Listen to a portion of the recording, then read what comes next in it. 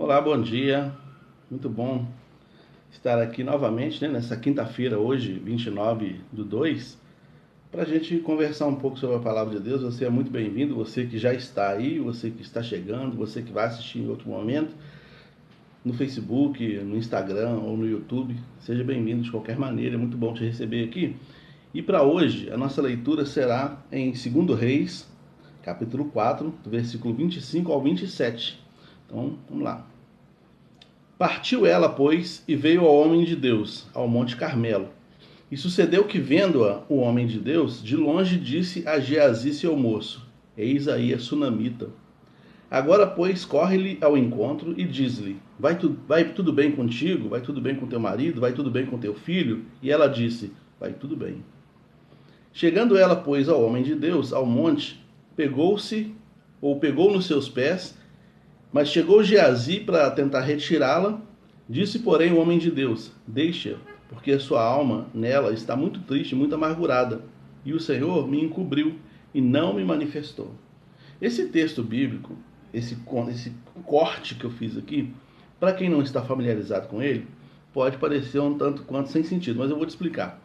Sunamita é uma mulher que morava na cidade de Sunem, daí Sunamita. Não tem o nome dela, mas tem o lugar onde ela morava. A Bíblia fala que era uma mulher muito rica. No versículo 8, fala que era uma mulher muito rica, casada com um senhor, e ela não tinha filhos. E o homem, o marido dela, era um tanto mais velho.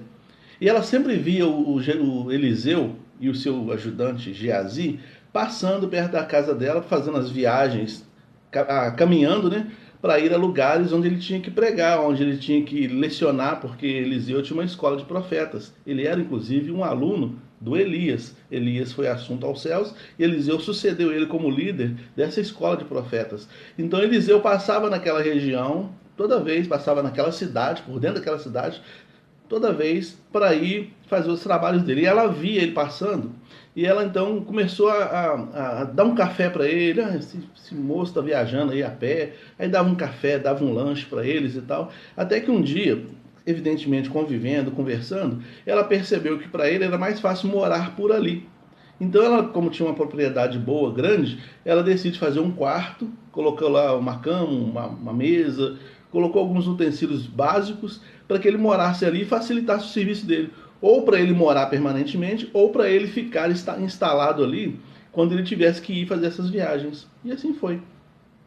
Eliseu ficou muito feliz com essa iniciativa dela e do marido, e então ele orou a Deus para que ela tivesse um filho, porque ele falou assim: o que Deus pode fazer por você para retribuir o bem que você está me fazendo?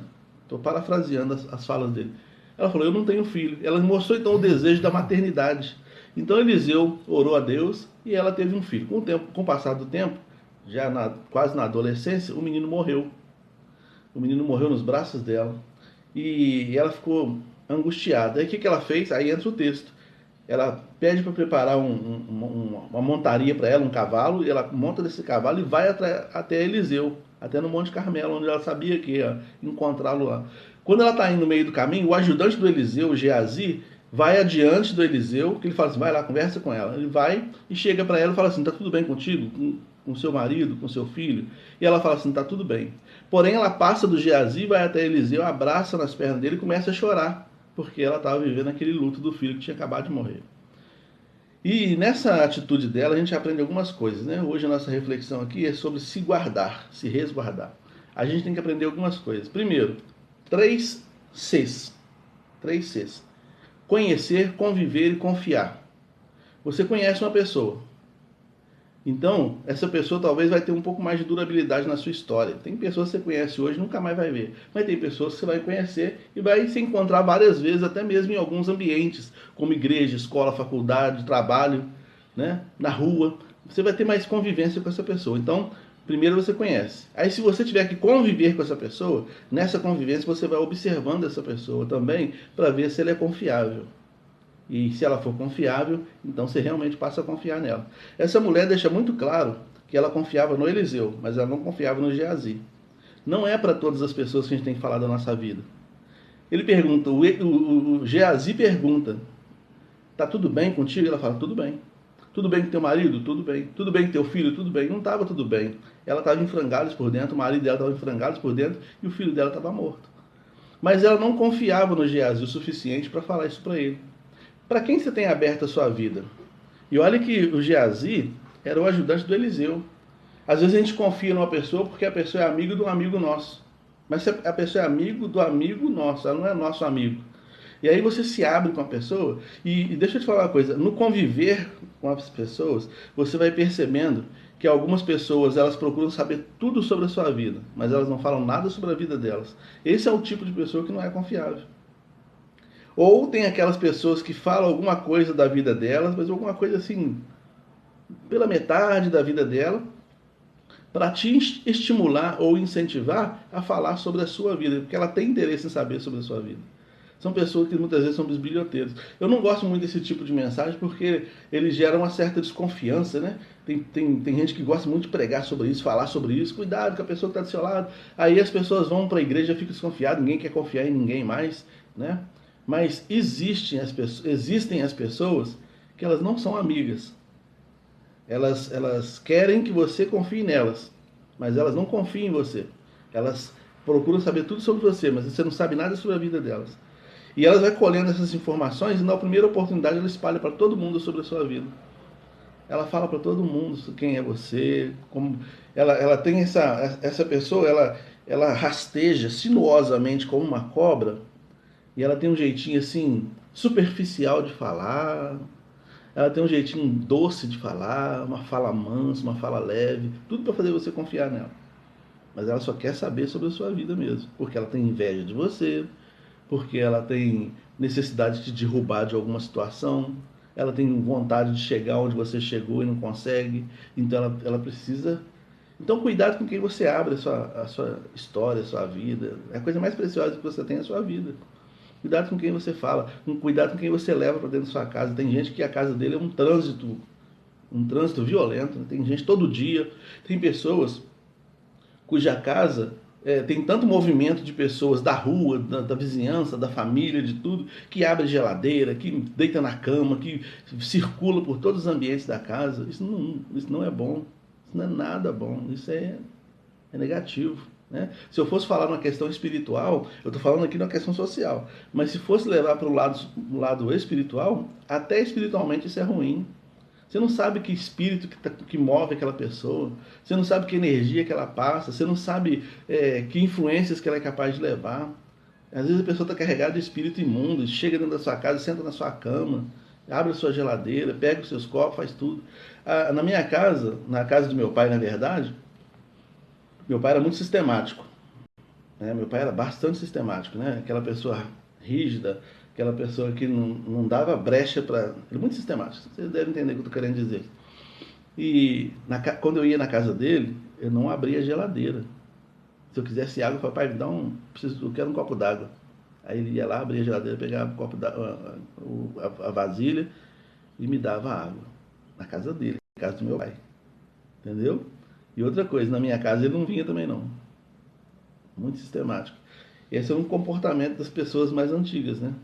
Agora as pessoas de hoje, e muitos dos antigos de hoje, que são hoje, fica assim, né? Pode entrar, o que está acontecendo? Às vezes você conhece uma pessoa na fila do banco, ou na fila da lotérica que você vai pagar uma conta, ou no ponto do ônibus. Nunca viu a pessoa, encontra a pessoa e a pessoa conta a vida dela inteira para você. Tem gente que tem essa facilidade, sabe, de contar a vida inteira para desconhecidos. Não está nem aí, não se resguarda. Faz isso, resguarda a sua vida, né? Então, cuidado com pessoas falsas. A Bíblia fala que onde tiver o cadáver, aí se ajuntam as águias, né? E à medida que eu vou verbalizando, falando sobre a minha história, a minha vida para pessoas que eu desconheço, eu posso estar dando oportunidade para o inimigo entrar na minha história e muitas vezes e atrapalhar muitos dos meus planos, né? Então, conheça as pessoas, conviva com elas e determine se convém ou não confiar nessa pessoa. Né? Você não pode andar desconfiado de todo mundo. Você não pode viver você não pode ser uma pessoa sem amigos, uma pessoa com quem você nunca se abre com ninguém. Isso vai te enlouquecer. Você precisa ter uma pessoa de confiança, uma pessoa com quem você confia, uma pessoa que você sabe que é uma pessoa idônea. Essa mulher tinha no Eliseu uma pessoa idônea, que ela podia se abrir, que ela podia falar, né? E não ia ser julgada, e, enfim, uma série de coisas. Mas nem todo mundo é assim. Nem todo mundo que você conhece, que você convive, é assim. Tem pessoas que você vai conviver com ela 20 anos e nunca vai poder confiar nessa pessoa. Nunca vai poder, porque tem pessoas que se aproximam da gente só para ver quem a gente é. Ele não tem nenhum tipo de traço de amizade com a gente, só para usufruir mesmo, né? Então a mulher deve ter notado que Geazi não era confiável e que Eliseu era confiável. Ela deve ter notado isso com o tempo que eles passavam ali, tomava café na casa dela, com o tempo que eles moraram na casa dela. Né? Ela deve ter percebido isso. Esse menino não é de confiança. E você quer saber de uma coisa? Geazi não era de confiança, porque no episódio onde tem no capítulo 5, onde Naamã, o general Ciro, é curado de lepra, Geazi trai Eliseu. Porque o Naamã era um general famoso, rico e tal, ele é curado de lepra, então ele leva muita fortuna para pagar o Eliseu pelaquela cura. O Eliseu fala, não quero não, muito obrigado, não quero não, e vira as costas. Quando o Eliseu vira as costas, o Geazi vai lá no Naamã e fala assim, sabe aquele negócio que você ia dar para meu senhor? Pode dar para mim. Ele falou, pode dar para mim, deixa comigo aqui.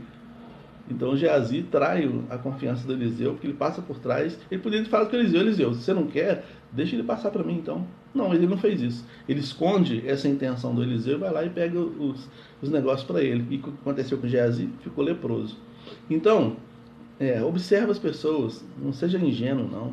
Está com o coração apertado? Procura uma pessoa de confiança mesmo, uma pessoa que você possa realmente se abrir, que não vai te julgar, que não vai usar isso contra você em algum momento, que não vai espalhar para todo mundo. Entende? Procura isso, faz isso. Vai ser bênção para a sua vida. Nem todo mundo precisa saber da sua história, dos seus dramas, dos seus sucessos, dos seus projetos. Nem todo mundo precisa saber. Tá? Deus sabendo já é o suficiente. Tá? E se você tiver uma ou duas pessoas com as quais você possa tomar conselho e conversar, ótimo. Se não tiver, continue seguindo a sua vida assim mesmo. Tá bom? Deus, acrescente essa palavra aos nossos corações. Nos ajuda, Deus, a sermos vigilantes no nosso falar. Em nome de Jesus. Amém. Deus te abençoe, Flávio. Deus abençoe cada um dos irmãos. Que você tenha uma quinta-feira aí repleta da presença de Deus.